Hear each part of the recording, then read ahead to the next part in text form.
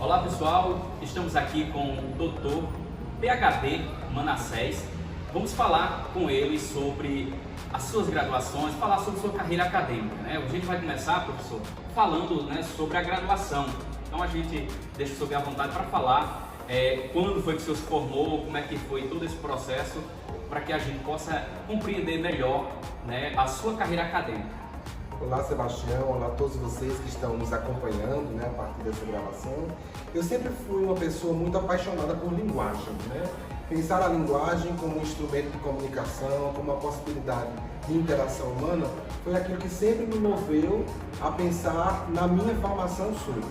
Então, nesse contexto, eu decidi fazer o curso de Letras, com habilitação em língua portuguesa, pela Universidade Estadual da Paraíba, e ainda aluno do curso de Letras, também decidi entrar no curso de Comunicação Social, Jornalismo, também pela Universidade Estadual da Paraíba, porque esses dois cursos sempre estiveram assim, podemos dizer que no limiar, podemos dizer assim, no meu espectro, no meu cenário mesmo, de tentar entender como a linguagem poderia ser estudada, como a linguagem poderia ser pensada. Então, a minha perspectiva com essas duas formações, tanto em letras como em comunicação, surge justamente dessa inquietação, Sebastião, de pensar a linguagem como um movimento de interação humana, como um movimento de construção social, e que pela linguagem é possível entender o modo como a sociedade interage, o modo como a sociedade vem desempenhando, vem desenvolvendo suas ações comunicativas.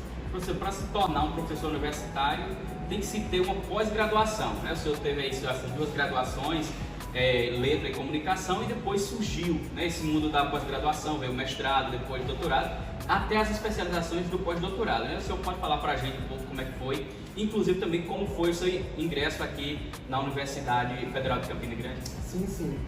Eu fiz mestrado aqui na Universidade Federal de Campina Grande em linguagem de ensino, em uma pesquisa que eu tematizava especificamente a minha formação no curso de letras, de modo mais específico ainda, com a formação de professores de língua portuguesa nas experiências de estágio supervisionado com ensino de escrita.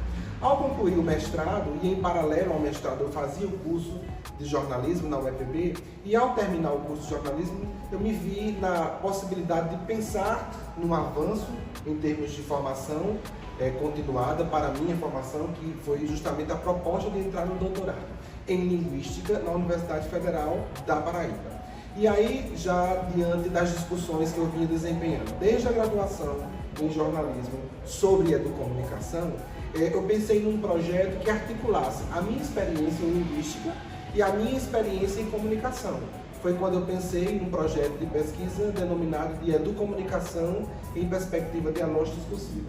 Esse foi o meu projeto de doutorado e, consequentemente, a tese que em 2018 eu defendi. De que forma? Pensando justamente a educomunicação e a leitura do texto midiático, especificamente de editoria política, como uma possibilidade de formar sujeitos críticos, formar sujeitos antenados com as questões sociais, de modo geral, e de modo específico, com as questões políticas que estavam em torno das eleições de 2014. Então, com essa proposta, o meu doutorado uniu as minhas duas formações. E eu devo muito ao meu doutorado justamente por isso, Porque eu pude articular uma pesquisa em que dialogasse profundamente com os estudos do jornalismo, e com os estudos da linguística, que são as minhas bases de formação acadêmica. Chegando no pós-doutorado, Sebastião, eu tive a oportunidade de, diante do fenômeno das redes sociais, pensar as redes sociais, que inclusive é um projeto que eu ainda continuo investigando, é um projeto que deve ir até 2023, mais ou menos, que é sobre o fenômeno da interação discursiva em redes sociais. E aí, com temas relevantes que impactaram o Brasil em 2020, eu fiz uma pesquisa como a sociedade estava interagindo via redes sociais a partir de 4 temas específicos. Eu posso citar dentre esses quatro temas a Covid-19 e também eu posso citar a questão do caso Miguel, aquele menino, aquela criança que morreu vítima de ter despencado de um elevador em um prédio de luxo na cidade do Recife. Essa minha experiência de pensar a linguagem e a educomunicação como ferramentas de intervenção social. E é por essa razão que eu compreendo a educomunicação como um campo de intervenção social que surge a partir da seguinte premissa: a necessidade de, por encontros dialógicos entre seres, formar esses sujeitos críticos e reflexivos.